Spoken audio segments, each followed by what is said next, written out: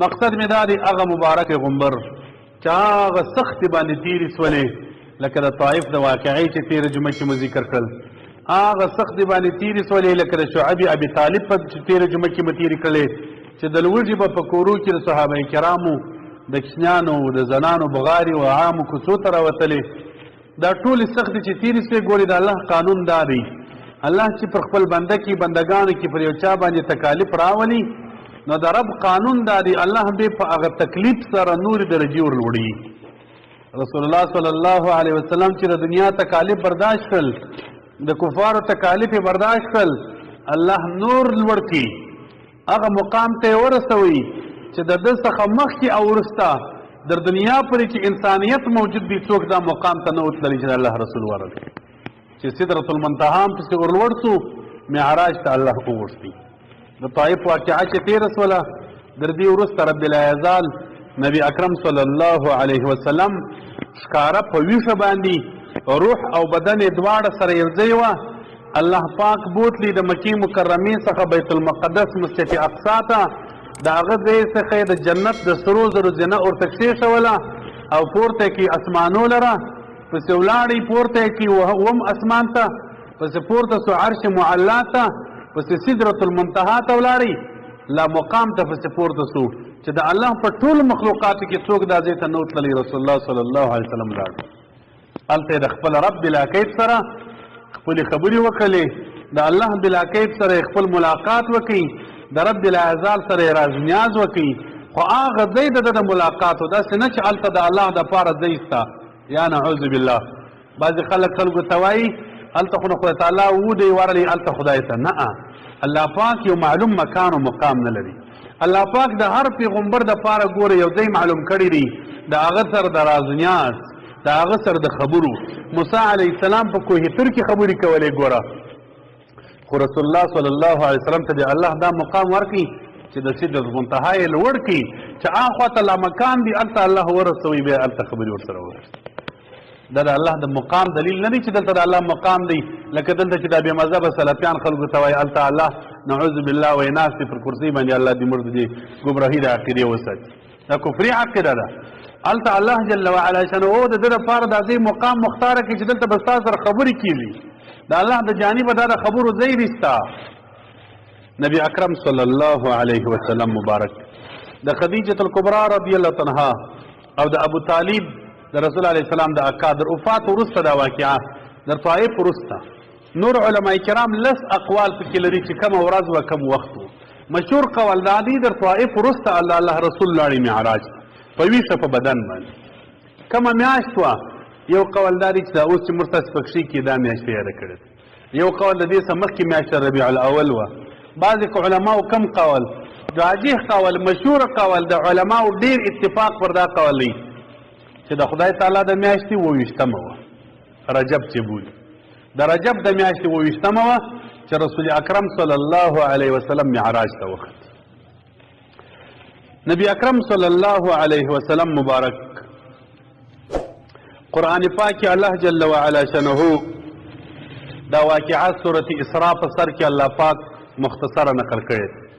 سبحان الذي اسرى بعبده ليلا من المسجد الحرام الى المسجد الاقصى الذي باركنا حوله الله پاک پاکی دی اغرب لرا چې تګ یې وکړي په خپل یو بنده سره د شپې د مسجد حرام د کعبې شریف صدر مسجد اقصا پرې ولاړي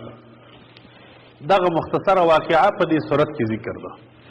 نبی اکرم صلی الله علیه وسلم ته الله په خپل بنده ویلي بعبده بعض علما کرام دلته دا نقطه ذکر کوي چې کوم ورځ سورة اسراء نازل سو دغه صورت د دې وروسته رسول الله صلی الله علیه وسلم پښې نه دي غځولي ذکر الله رسول ویلو ما ته خدای تعالی په خپل بنده وویل سبحان الذي اسرى بعبده الله وی زما خپل بنده مې بوتلی ول مسجد حرام ته مسجد اقصا ته د معراج په شپه د الله رسول ما ته الله په خپل بنده وویله د بنده دپاره دا نه دي په کار چې د بادار په مخ کې پښې غځوي زه الله په بنده باندې وبوللم ما ته نه دي په کار چې بیا پښې وغځوم در مرګه د الله رسول بیا په مجلس کې پښې نه دي غځولي د هغه عام وخت یې پښې نه دي غځولي بیا وایي ځکه نبی اکرم صلی الله علیه وسلم ما ته الله په بنده وایي تفصیلی واقعا احادیث کې راځي. نبی کریم صلی الله علیه وسلم چې معراج ته معراج مرتوی اسراء مرتوی بعض علما وايي د شپې چې ولاړی اسراء د شپې تک ته ویل کېږي د مکې مکرمې څخه در بیت المقدس ته دې اسراء وایي عربي کې. دا هغه ځای څخه چې روان سو سدرة المنتهى ولا مکان ته در اسمانو لوړېدی دې ته معراج وایي. نبی اکرم صلی الله علیه وسلم مبارک دا هغه ځای څخه ولاړی پورته سو. بعض علما پر خپل آس پر جنتی آس پورته سو. جمهور علما قول دا دي چې یا بیت المقدس ته ځینې د اسمان راشوه سولې د الله رسول یې باندې پورته کړي چې نبی کریم صلی الله علیه وسلم د جنت زنا وه پکې ودرېدي زنا خپله روانه سول پورته سول لوړ اسمان ته. رسول الله صلی الله علیه وسلم مکه مکرمه کې بیده دي یو څه خوب یې کړي دي د شپې څه حصه تېره سوې وه. ام هاني رضی الله تعالی عنها د مؤمنانو مور ده د رسول علیه السلام بیبي وه. په دغه شپه نبي علیه السلام د دې په کوټه کې مبارک علیه السلام وایي یو دم د دا چت پر سر باندې داسې ترپۍ جوړ سو لکه څوک چې ګرځي. دا چت سر داسې پورته سو. جبرائیل علیه السلام د الله هغه نازولې ملایکه څه نورې ملایکې ورسره یې راشوه سولې کوټې ته. نبی کریم صلی الله علیه وسلم وایي ماتې والراځه رسول علیه السلام یې روان کړي. احادیثو کې دا واقعات تفصیلي ده. نبی علیه السلام وایي مکې مکرمې ته یې بوتلم. د الله د رسول کور هلته دی. مکې مکرمې ته چې ورله دا د مکې مکرمې د دیوال سره د کوچنی دیوال دی د حاجانو مبارکانو لیدل دی حتیم ورته وایي. د حتیم ته یې وایي نه ایستلم هلته یې راته وویل پرېوځه. ما تاسو ته واقعه مخکې تېره کړې ده د نبي علیه السلام ځګر زړه دا په کوچنیوالي د 5 کالو و چې ملایکو راوکښئ بیا یې د جنت په اوبو ور پرېولئ بیا یې برته نسته ور اچوئ زړه سینې ته. دا واقعه علما وایي متعدد وارونه ډېر وارونه پېښ شوې. په دغه شپه بیا پېښه شول. د الله رسول چې اسمانو ته پورته کوي نبی علیه السلام یې په حتیم کې پرېستلم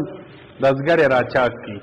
نور نبی علیه السلام یې په درد و شی مې نه دی حس کړی په شي نه پوهېدلم خو زړه یې راوکښي د زمزم په اوبو یې پرېولي. بیا د جنت ته یو لوښی جبرائیل علیه السلام راوړی و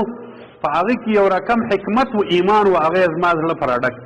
چې زړه ته یې وراچول د الله رسول وایي برته یې زړه سره بند کړي برته یې په هغه ځای کې علما وایي د الله دیدار دا بې ځان ته یو بل مقام غواړي. ګورې په دنیا کې سړی خو تعالی نشي لیدلی عام خلکو نه دي لیدلی. د نبي علیه السلام په شان کې که څه امام زرقاني وایي راجح قول دا دی د الله رسول د ستر په سترګو ولیدي خو تعالی خو نورو خلکو نه دی لیدلی د ستر په سترګو عام خلک یې نشي لیدلی. دا چې الله پاک په جنت کې لیدل کېږي ګور په جنت کې عام خلک هم ویني. هلته دی د انسانانو کې الله یو بل صفت په جنت کې ږدي یو دا ایمان په بله طریقه باندې بیا اوړي بیا په دغه بدن د جنت بدن به بیا هلته د دې طاقت لري چې الله وویني هر وخت یې لیدلی چې د بعضې خلکو یې په هفته کې یو ورځ ویني بعضې په میاشت کې بعضې په کال کې درجو ته اعتبار خو په دنیا کې عام خلک نشي لیدلی. د رسول علیه السلام زړه ته جبرائیل علیه السلام داسې څه ور واچول چې د الله د دیدار او د ملاقات قابل جوړ. نبی کریم صلی الله علیه وسلم مبارک وایي چې دا زړه یې را پرېولي در هغه وروسته یې په دا زړه کې یو مهر را ووالي په دا شا په اوږو کې د نبوت مهر و محمد رسول الله پر لیکلی. دا د الله د رسول د دې دلیل و چې دا د الله پیغمبر دی اخري. وروسته یو بوراق یو جنتی حیوان یې راوستی. بوراق جنتی حیوان ته وایي. در بې ادبي معاف حمار خر چې دی در خره یو څه غټ و او قشره د غاتره چې بولي در دې کوچنی و یو څه په سپین رنګ کې و. د الله رسول صلی الله علیه وسلم کې راوست. هغه حیوان د جنت تازه راوتلی و شوخي یې کول. جبرائیل علیه السلام ورته ولېدی دي هغه مقربه ملایکه هغه حیوان پر دا شی لاس ورکړي ورته خبر یې داسې خیر د امت د خیر د انسانیت ستا پر ملا نن سپرېږي چې د ټول دنیا وما فیها انسانانو در مخلوقاتو خیر دي در اوسه به دې پر ملا داسې څوک نه ایست وستوي. ته خبر یې ولې شوخي کوې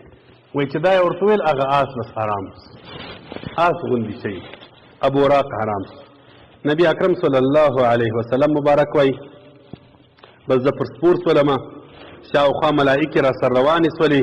بعضو روایاتو کې راځي چې حضرت جبرائیل علیه السلام هم د نبی علیه السلام سردلی یو ځای پر د هغه بوراق سپور سو. بعضې روایت دي چې هغه جلا سپور سو پر یوه بغل جبرائیل علیه السلام او پر بل بغل میکائیل علیه السلام د الله هغه مقربې ملایکې الله داسې مقام ورکړی و. ملائکې و ټول انبیا علیهم السلام دا دته تابع و. ملائکې پر بغلو ورسره روانې وې رسول الله صلی الله علیه وسلم روان